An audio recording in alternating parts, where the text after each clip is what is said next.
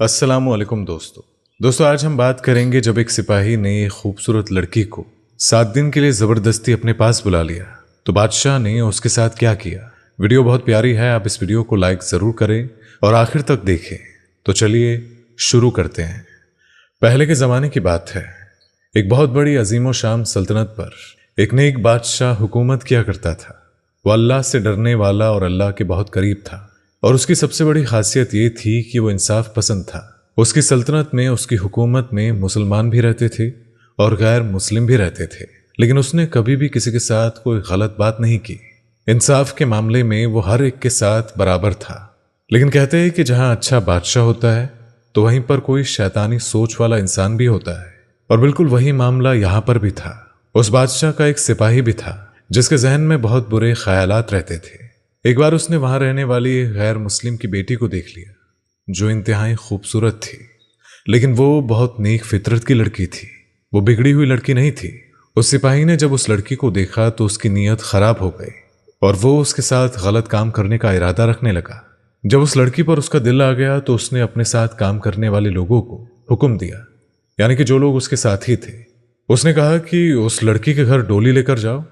अगर वो इज्जत और शराफत से आ जाए तो उसको सबसे छुपा कर मेरे पास ले आओ, और अगर वो नहीं मानती है, जिद करती है, तो उसको जबरदस्ती पकड़ कर ले आना, लेकिन मुझे वो लड़की चाहिए। अब उसके साथी जो थे वो लड़की के घर पहुंच गए। वहां पर उसका बाप मौजूद था जो गैर मुस्लिम था, लेकिन उसके लोग उसकी बहुत इज्जत करते थे।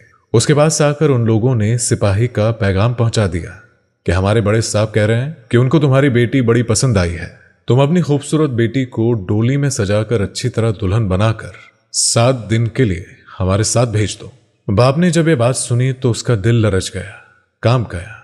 एक बाप के सामने बेटी की इज्जत लुटने की बात की जा रही है और 7 दिन के लिए उसे बुलाया जा रहा है।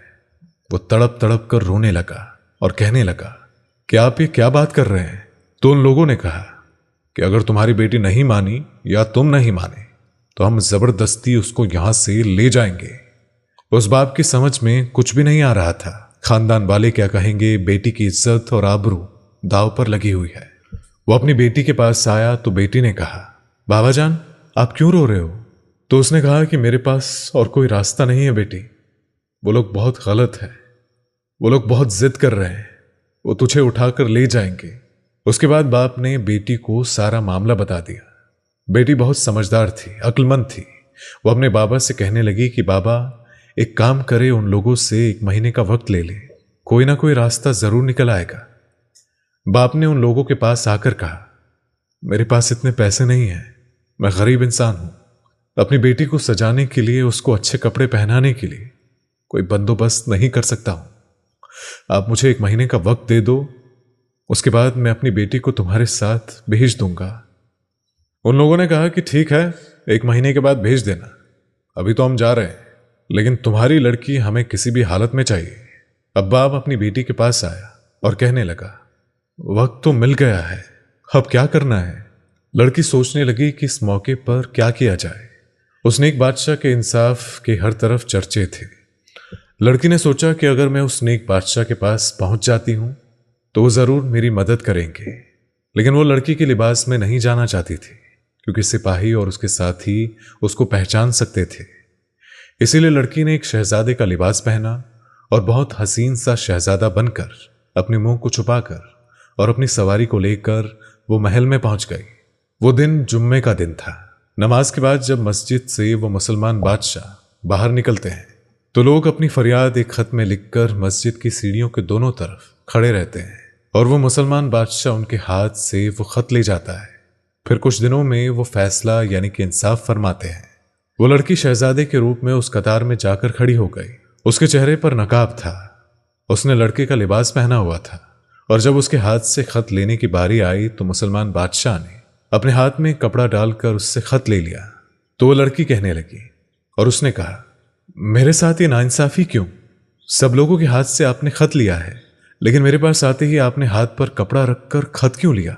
तो बादशाह ने कहा कि इस्लाम में गैर महरम पराई औरतों को हाथ लगाना भी हराम है। मैं जानता हूं कि तू लड़का नहीं लड़की है। खामोशी से ये बात बादशाह ने उस लड़की से कह दी।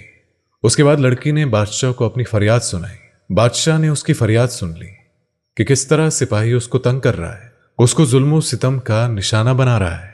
बादशाह कहने लगे कि बेटी तू लौट जा, तेरी डोली अपने वक्त पर सिपाही के घर पहुंच जाएगी। लड़की सोच में पड़ गई कि इन्होंने तो इंसाफ किया ही नहीं और ना ही सिपाही को कुछ कहा। वो लड़की खामोशी से अपने घर वापस आ गई। 2 दिन बाद जब वो लौटी तो वो पंडित बाप परेशान था। उसने पूछा कि क्या हुआ बेटी, कहां से आ रही हो? तो बेटी ने कहा कि बाबा, मेरे पास बस एक ही रास्ता था। मैं इतनी बड़ी सल्तनत के बादशाह के पास फरियाद लेकर गई थी, लेकिन उन्होंने भी ऐसा ही कहा कि डोली उठेगी और उसी सिपाही के घर जाएगी। लेकिन मुझे उम्मीद की एक किरण ये दिख रही है कि जितने दिन भी मैं वहां महल में रुकी तो बादशाह ने मुझे 15 बार बेटी कहकर पुकारा, और एक बाप अपनी बेटी की इज्जत नीलाम नहीं होने देगा। इसके बाद दोस्तों वो दिन भी आ गया जिस दिन उस लड़की की डोली सज धज कर सिपाही के घर पहुंची। सिपाही ने डोली देखकर अपनी अय्याशी की खुशी में फकीरों को पैसे लुटाना शुरू कर दिए। जब वो पैसे लुटा रहा था तो एक कंबल पोश फकीर, जिसने अपने चेहरे पर कंबल ओढ़ रखा था, उसने कहा, मैं ऐसा वैसा फकीर नहीं हूं, मेरे हाथ में पैसा दे। सिपाही ने कहा कि ठीक है, मैं हाथ में देता हूं। उसने हाथ में पैसे दिए तो फकीर ने अपने मुंह से कंबल हटा लिया।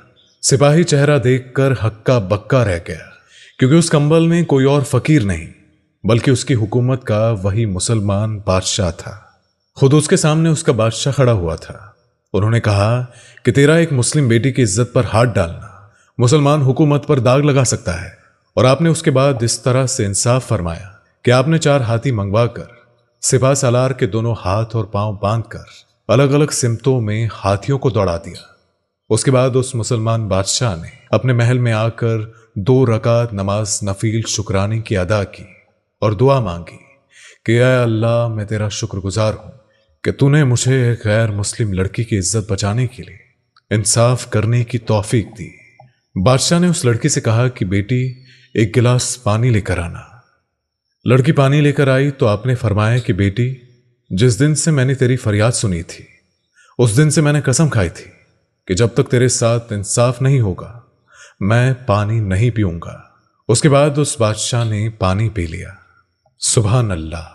तो ये है वो मुसलमान बादशाह जो इंसाफ के उस मनसब पे फाइज थे, और इस तरह से गैर मुस्लिम लड़की की इज्जत को उन्होंने इस तरह से बचाया। दोस्तों, जालिमों का अंजाम बुरा ही होता है, इसलिए अल्लाह पाक हम सबको इंसाफ करने की तौफीक अता फरमाए। आमीन अल्लाहुम्मा आमीन।